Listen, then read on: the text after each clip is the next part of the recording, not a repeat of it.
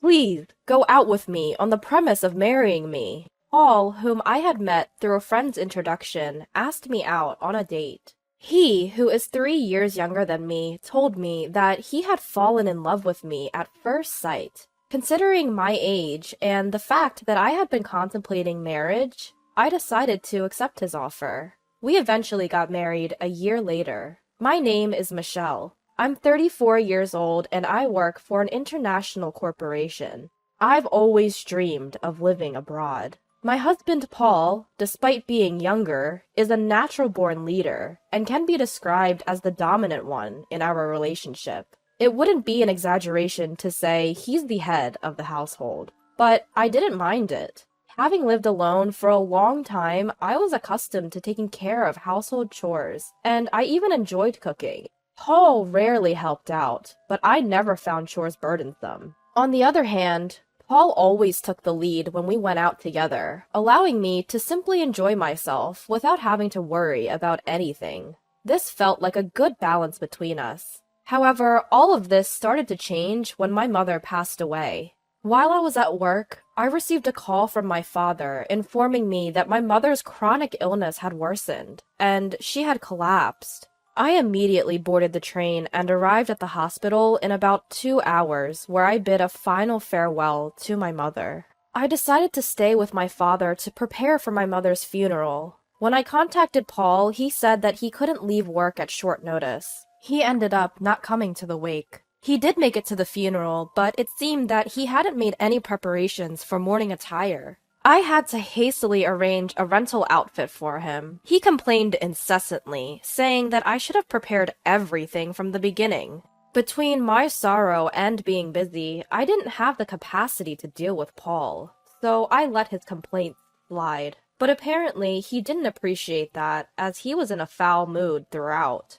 Ever since then, it feels like our marital arguments have increased. Well, after being married for 3 years, I think it's normal to have some quarrels. But even so, Paul has been picking fights rather aggressively recently. With his persistent domineering attitude, he often dictated what I should do and take care of. I got fed up and even tried refusing a few times. But since he didn't know how things were organized inside the house, even simple tasks like preparing for his own business trips would take a long time. Moreover, he would complain while bustling around the house, making an even bigger mess. In the end, I realized it's easier if I just do it myself. I wasn't being completely obedient. I took care of certain things to save myself the trouble. Next week is the gathering for my mom's first death anniversary. I'm going to start preparing for us to join, okay? When I said that, Paul responded grumpily. I have an important meeting that day.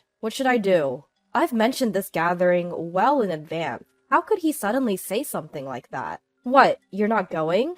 Paul responded with a heavy sigh. It's not that, but it'll be tough to delegate everything to my juniors, you know? He seems happy about his recent promotion and constantly talks to me about his junior team members at every opportunity. I felt like sighing right back at him. Please plan for it, okay? I emphasized. It was the day before my mother's first death anniversary gathering. When I got home from work, Paul was sulking and drinking beer in the living room. I'm sorry I'm late. I had to work overtime. I'm sure he's in a bad mood because I came home late, causing a delay in dinner preparation. I've been waiting here for an hour, just as I thought. But it's just 1 hour, isn't it? If he couldn't prepare his own dinner, he could have gone out to buy something. I did let him know what time I'd be home, so he could have taken some initiative and done things on his own. Suppressing the urge to say all that, I handed him a takeout box. I thought it'd take too long if I cooked, so I picked this up on my way home instead. In response, Paul slammed a glass filled with beer onto the table. Takeout again? Aren't you slacking off a bit too much lately? Again? The last time I brought home takeout was about 2 weeks ago. Sure, I've been busy lately, and maybe I haven't been cooking a feast every day. Nevertheless, I'm mindful of maintaining a balanced nutritional intake and rarely rely on prepackaged items. So I don't think I deserve that kind of criticism. As I was considering whether to retort or not, Paul, misunderstanding something, decided to pour salt in the wound. Can't say anything because it's true, huh? Do your chores properly. You've been coming home late lately, saying you're working overtime. You're probably just out having an affair, Paul shouted. His words sparked a flare of resentment that had been building in me. Enough is enough. If you know I'm working late, the least you can do is prepare dinner for us. It's fine if you can't cook. Picking up some takeout isn't too hard to do, is it? I always make sure to inform you when I'm going to be late, and even with the busyness, I take care of all our household chores. There's no need for that kind of tone. Paul gave me a glare. Huh? You're 3 years older than me, you know. I could have married a woman in her 20s, but I chose an older woman. Show some gratitude and do as I say. There's no one else who would want you, so you'd be in trouble if I were to leave you, wouldn't you? Did he really just say that? I was ticked off and couldn't hold back any longer. Then you should have married a younger woman. When we started dating and before we got married, didn't I ask if you were okay with me being older? You said it was okay, and that's why we got married. Even without you, I could have managed my life. Paul laughed mockingly at my words. Whatever. Let's get a divorce. With that, Paul took his beer and the takeout box and retreated to his room. We've had our share of arguments, but this was a first. I was done with him. I decided to eat my takeout dinner to calm my nerves. He must have been irritated because he was hungry. That's what I thought as I filled my stomach, but I couldn't settle down after all. I couldn't believe this was happening the day before my mother's first death anniversary. After some time had passed, I called out to Paul from outside his room. We need to leave by 8 a.m. tomorrow, so I'll wake you up around 7. There was no response, but I could sense that he was awake, so he must have heard me. With those words spoken, I went to sleep. The next morning when I woke up early, Paul was already gone. The bags I had prepared were still in the room. It didn't seem like he headed to the gathering without me. Where did he disappear? I called his cell, but there was no answer. There was no response to my texts either. Since there was no other choice, I left a voicemail message and started preparing to head out on my own. I got a hold of Paul while I was waiting for the train at the station. I have to go to my meeting. I can't leave it to my juniors after all. When I answered the phone and heard only that, I panicked. Wait, what? Hold on! Despite my words, my voice was drowned out by the noise of the train, and the call ended. Overwhelmed by an indescribable mix of anger and resignation, I found myself in a state of stunned bewilderment. Before I could think further, the train arrived. Carrying unnecessary luggage for two, I boarded the train alone. When I arrived at my father's house, my father asked anxiously, "Where's Paul?" My father had been depressed since my mother's passing, and I didn't want to worry him further. I took a deep breath, managed to put on a smile, and said, "Sorry, he got called into an important meeting. He was supposed to come here, but he recently got a promotion, and it sounded like an important meeting, so I told him he should prioritize that." My father nodded, understanding the situation. "I see. He's working hard. It's a shame I couldn't see him, but your mother would understand. Tell him he's always welcome to visit." Those words stung a little, but I managed to keep up my smile. Throughout the day, there was no contact from Paul, and the night grew late without me reaching out to him either. I planned to stay the night and return home the next day. That was originally planned, so I didn't see an issue with not contacting Paul. Still, it felt like I was acting childish. Maybe I should cook him some hamburger tomorrow. His favorite dish. With that thought in mind, I went to sleep. The next day, I left my father's house and arrived at home around noon. I wanted to drop my bags off before going grocery shopping. I walked into our living room. As expected, Paul had left dirty laundry sitting around. I sighed at the thought that he still didn't know how to use the washing machine, and dumped the left-behind laundry in the washer with my own laundry. Taking a break and returning to the living room, I noticed something on the table. When I got closer, I couldn't believe my eyes. There were divorce papers, which he had already signed. Why? I stared at the divorce papers, bewildered. Is this his way of asking for a divorce? I pulled out my cell phone from my bag. It should be his lunch break around this time. I wasn't sure if Paul would pick up, but surprisingly, he did as soon as I called. Paul? This divorce paper. What's this about? On the other end of the line, Paul laughed. What do you mean, what's this about? It's exactly as it looks. I don't need an older wife who isn't going to do household chores. That's why I decided I want a divorce. If I break up with you, I can even remarry a younger woman.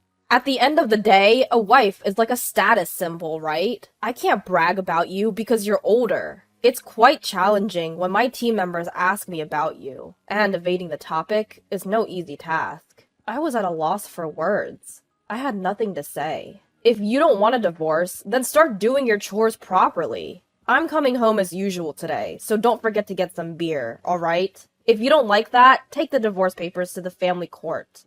It's up to you. With that, he hung up. The call ended without me getting a word in. I guess this is what it feels like to be too shocked to speak. Paul probably thought that if he said that, I would comply. I only did the chores because I didn't like to ask or beg him to do things. He must have thought all this time that I did it because I didn't want him to leave me. He must have thought I wouldn't stand up to him because he's the dominant one. Being married to a younger husband is sometimes envied, but really, there's nothing notable about it. I often found myself emphasizing the fact that my husband is younger. He's average in looks, average in personality, and earns an average income. There's nothing unique about him, so saying he's younger was just convenient. When we got married, I was worried about the age difference. But now we're both in our 30s, and he's only 3 years younger. If there was a decade or so between us, I might feel more affectionate. But it feels bad to be continuously called an older wife when we're practically the same age. I grabbed my bag and headed straight to the family court. When I submitted the divorce papers, I felt a sense of relief. I thought we were getting along fairly well, but that's over now. I can live without Paul. With that thought in mind, I felt a sudden sense of lightness, prompting me to contact my boss and request a few days of paid leave. Thankfully, the busy season at work had just ended, so he allowed me to take about a week off. Since I'm divorced now, I needed to sort out my belongings. I didn't have much stuff to begin with, so cleaning up was a breeze. I took the bigger items to a storage unit, packed my essentials and clothes in the car, and on a whim, I decided to head to a hot spring resort. It seemed to be the off-season for hotels, too, so I was able to book a stay at a cheap rate on the spot. I felt the excitement as I drove. As I enjoyed the hot springs and relaxed in my room, my phone rang. Michelle! I told you to get beer, didn't I? Where the hell are you? It's Paul's usual time to come home. I remembered hearing those words, and found it amusing. I'm at a hot spring resort right now. What? A hot spring resort? Why? What's going on? Didn't you say to file the divorce papers if I didn't agree with you? The flustered image of my ex-husband surfaced in my mind, and my laughter intensified. Hold on. Did you actually file it? Of course I did. Why? Why, you ask? It was your idea, Paul. Have you forgotten what you just said a few hours ago? Then I heard his clearly perturbed voice. Hey, you're joking, right? When you say hot spring resort, did you mean you went to some spa nearby? If that's the case, I'll pick up dinner, so just hurry back home. I couldn't stop laughing at the sudden, seemingly affectionate tone as he was proclaiming to be a caring husband. It was probably about an hour and a half of driving. There's even an outdoor natural hot spring. It's quite comfortable. I wonder if it will rain cats and dogs tomorrow since you're going out to buy your own dinner. I've already taken my belongings out so that you won't have to worry about me coming back. Please, take care of yourself. Paul was pleading desperately for me to return. But of course, I had no intention of going back. You're the one who prepared the divorce papers in the first place. Have you forgotten? It was blatantly obvious that you were using the threat of divorce to control me. I told you I could live without you. Now that you've divorced your older wife, you can go find a younger one. Whether you can or not, I don't know. Paul was completely silent. It might be none of my business, but you should probably consider moving out of that apartment too. Finally, Paul found his voice again. Why should I? His voice was barely a murmur. Think about your income. You'll go bankrupt soon if you keep living there. You can't clean, do laundry, cook. You'll have to use a housekeeping service and eat out, right? That costs money. It would be a problem if most of your salary went into rent. You thought you were the one providing for me, but my salary is actually almost double yours. You were never providing for me. If anything, it was the other way around. Also, you were acting all confident just because one junior came alone. But did you know that I have multiple juniors working under me, and even more juniors working under them? I don't usually talk about work because Paul gets moody, but I outranked him in both position and salary. You'd think he'd notice after living together, but it seemed like he was finding out for the first time. Perhaps Paul, being the dominant and proud man he is, kept his ego intact by looking down on me. Now that he can't look down on me, he must be feeling defeated. I've shattered his pride as payback for all these years. The reason I took care of household chores without complaining, even though you acted like a domineering husband at times, was partly because you were younger, and I cut you some slack. And partly because it was too much hassle to ask you for anything. It's not because I needed you to stay with me. I was just taking care of your needs while I was at it with my own chores. So when you said, do the chores or we divorce, of course I chose divorce. We're strangers now. Goodbye then. I said all I wanted to say and hung up.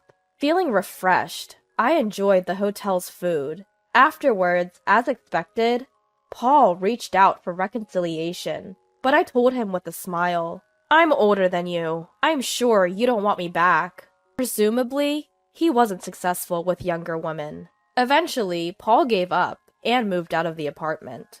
I hired a lawyer for the division of assets, demanding more to compensate for the burden of household chores that had been imposed on me until now. Paul, being cheap, didn't hire a lawyer, and so I had the upper hand with my lawyer. We were able to reach an agreement with favorable conditions for me. By the way, it seems that Paul's only junior had been complaining to others about how poor his leadership was, to the point that he couldn't even consider him a boss. Paul overheard this, and they are currently in the midst of a dispute. He should have known how important it is to take care of your own junior. As for me, I had been offered a position at our overseas headquarters. I had been declining due to the current circumstances and out of consideration for Paul, but I finally decided to take on the opportunity. I'm currently preparing for my transition. I've been causing my father some worry, but we've started practicing video calls so we can keep in touch when I'm abroad. I am content because I'll be able to pursue the job that I have been dreaming of since I was a child. It's time to give it my all.